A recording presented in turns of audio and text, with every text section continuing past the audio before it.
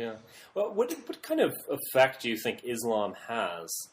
Do you think Islam is really inspiring violence? I mean, in the sense of a lot of Islam does inspire. I think Colin made this difference between a bad Muslim and a good Muslim. I mean, a lot of Islam it certainly inspires, if you actually follow it, it inspires temperance and a certain amount of self-control. Without question, there's a great deal of martial, conquering spirit amongst, within Islam, but that you could say that as well within Christianity. So, I mean, do you think Islam is really inspiring this, or is it just kind of blacks being blacks and Arabs being, acting like Arabs? I think Islam has this element in it, but it's situational.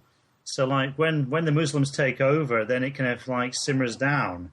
But when it's in a kind of situation where the dominant power is not clear, like at a frontier or during a period of intense colonization of a Western country, then that kind of brings out the aggressive aspect of Islam. Because there was a long period when the borders of Islam were quite clearly defined, when the Islamic civilization went into kind of almost like a sleepy period.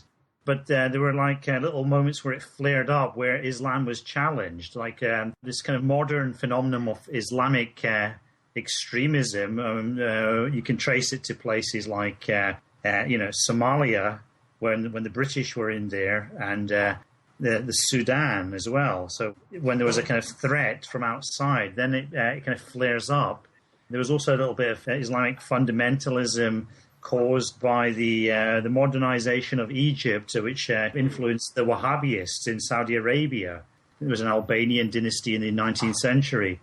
So, I think it's always there, but if the borders of Islam are very clearly defined and there's no ambiguity about who's going to rule or, who's dominant, then it can go into a kind of more sort of soporific state. The Taliban or the Al-Qaeda strain of radical Islam, that obviously stems directly from the Afghanistan conflict, doesn't it? Yes, I mean, and Americans funding Islamic radicals in order to defeat the Soviet Union. Yeah, amongst whom, including Osama bin Laden. Yeah, and that kind of action created a kind of radical Islamic bacillus almost that is now kind of spread throughout the whole of the Islamic world. Yeah. So that it's now anywhere where you find Muslims. And when Muslims feel set upon, or they feel that they're an oppressed minority, or that the dominant culture is not their culture and therefore implicitly oppressive of them, then that kind of starts to kick in. But is that different from any other culture? I mean, with the dynamic you're describing? Most cultures tend to be syncretic, and they tend to accept and harmonize other elements. Okay. And that's true in India, and it's true in China and Japan, and I think it's also true for Christians. So you're saying the Muslim empire has more?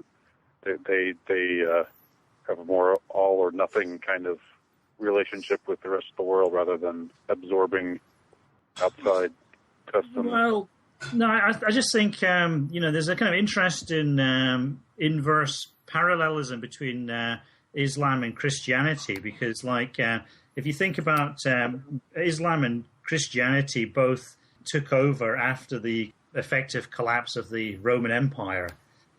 And, so if you think about the western part of the world, Christianity took over in the northwest and Islam took over in the southeast of what had formerly been the Roman Empire and the surrounding area.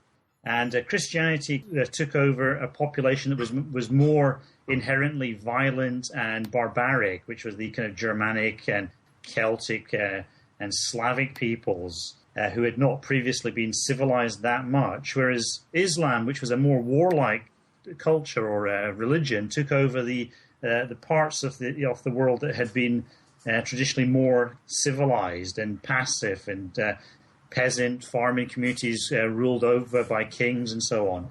So there's a kind of inverse parallelism there. You have this religion of peace taken over the barbarous northwest, and you have this religion of war taken over the traditionally more Pacific southeast part of the greater kind of Roman Empire. Maybe you could see that Christianity had a kind of compensatory effect on Northwest European barbarism, and that kind of worked out quite well for us in the long term. And then Islam was maybe something similar, a kind of compensatory effect for the sort of slavish, over passive populations of the southeast quadrant. This is an interesting thesis.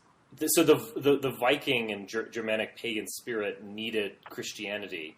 Very dialectical, isn't it? Yeah, it is.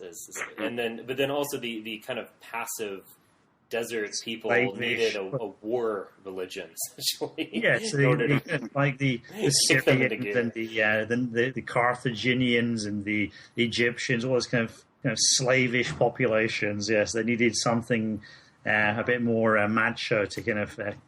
Now, right? I mean, in some ways, now the West needs Islam. In a way, we do, yeah. Something like that. And Islam needs Christianity, so yeah. I don't think we can really arrange a swap at this late date, though.